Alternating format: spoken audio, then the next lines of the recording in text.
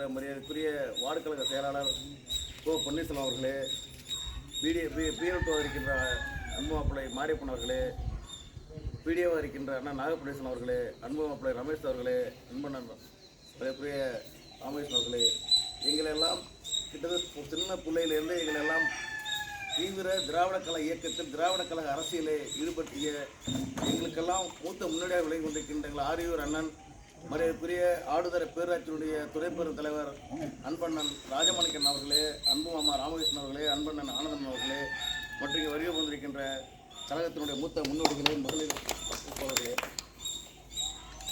உங்களை வழங்குதலை பெருமை வச்சிருக்கின்றேன். மற்ற ஊரை விட நம்ம ஊர் வித்தியாசமான ஊர்.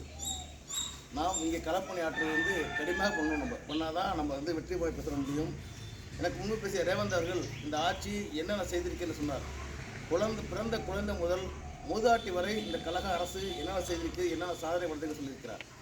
என்ன சொல்லப்போனால் நம்ம ஆடுதலுடைய பேரூராட்சியில் நிர்வாகத்திற்கு கட்டப்பட்ட நம்முடைய நகர்ப்புற வளர்ச்சித்துறை அமைச்சர் KN அவர்களுடைய ஃபண்டில் கட்டப்பட்ட நம்முடைய ஆடுதலை பேருந்து நிலையம், விரைவில் நம்முடைய அமைச்சர் உயர்கல்வித்துறை அமைச்சர் மாண்புமிகு அமைச்சர் அண்ணன் கோவிசன் அவர்கள் கொண்டு வரப்பட்ட ஆடுதுறையிலே கல்லூரி வர வைக்கிறது. அது மட்டும் இல்லாமல் திருடமூர் தொகுதியில் மட்டும் பல இடங்களிலே நமக்கு நெல் கொள்முதல் செய்வதற்காக பல குடங்கள் கட்டப்பட்டிருக்கிறது. இந்த சீர்காழி டு கும்பகோணம் சாலையை விரிவாக்க முடியாத அண்ணன் கோவில் செல்லியன் அவர்கள் தான். இதுபோல் பல்வேறு சாதனைகளை செய்த சாதனை நாயகர். வருங்காலத்தில் அவர்தான் மீண்டும் வந்தால் அவர்தான் அமைச்சராக வாய்ப்பு அதிகமாக இருக்கிற காரணத்தினால் அவர் வெற்றி வாய்ப்பு செய்ய வேண்டிய சூழல் நம்ம இருக்கிறோம். இந்த ஊருக்கு என்னென்ன வேணுமோ அனைத்தும் அவர் செய்திருக்கிறார். இன்னும் சொல்லப்போனால் ஆடுதினுடைய GHஐ அரசு மருத்துவமனை விரிவாக்கம் செய்தவர் அவர்தான் நம்முடைய வேட்பாளர். அவரை வெற்றி பெற வைக்கணும் நம்முடைய கடமையாகும். இப்போ இந்த யாராருக்கு விட்டு போனாங்கன்னா கொடுத்தீங்கன்னா கூட அந்த லிஸ்ட்டு நாங்கள் செஞ்சு கொடுப்போம்.